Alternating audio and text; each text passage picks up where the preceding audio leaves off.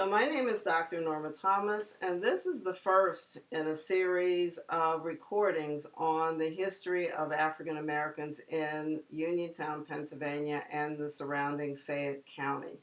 We are doing these videos in connection with an enterprise started by myself and my daughter, Dr. Raina Leone, called StoryJoy.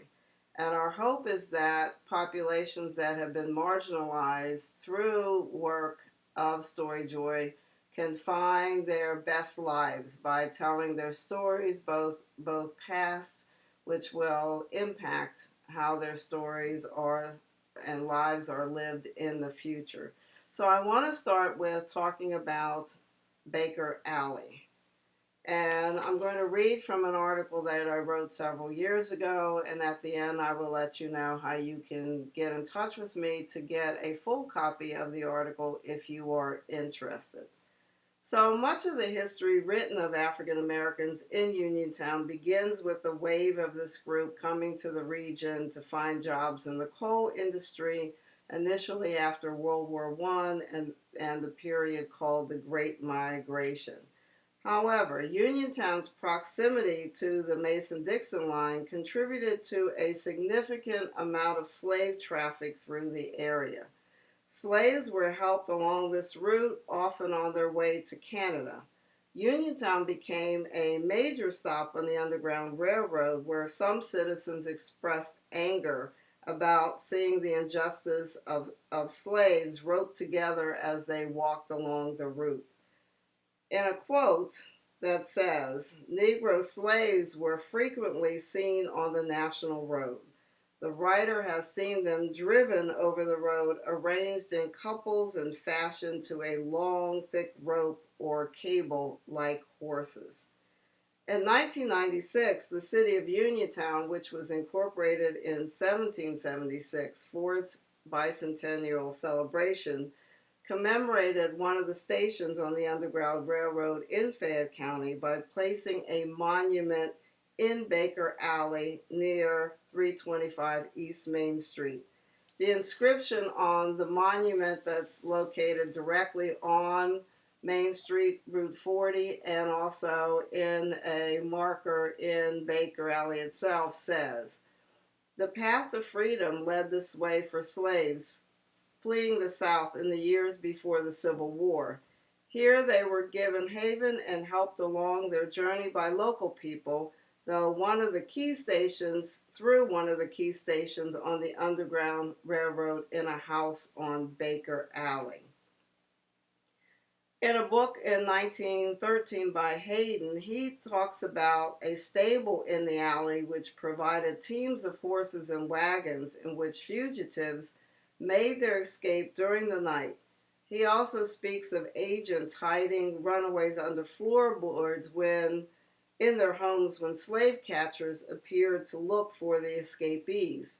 In one case, and it could be many cases, because this story is repeated over and over, when the slave catchers visited the homes of an agent who was hiding runaways under the floorboards, the agent and his friends began to sing and dance in order to conceal any sound from the fugitives hiding underneath.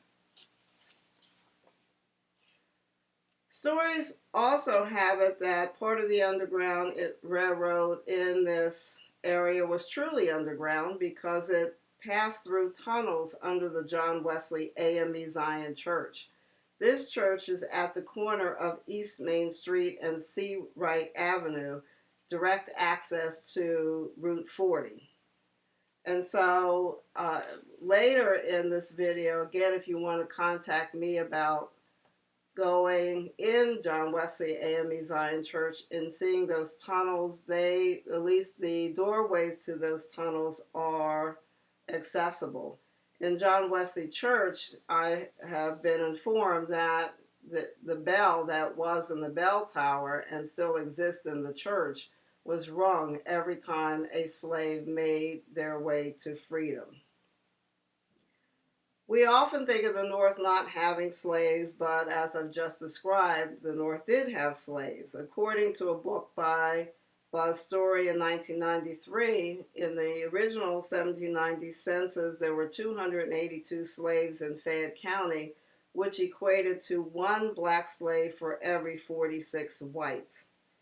He is quoting from an ad that his book says as late as 1891 offers for sale a stout, healthy young Negro woman. She is between 17 and 18 years of age and has to serve until the age of 28.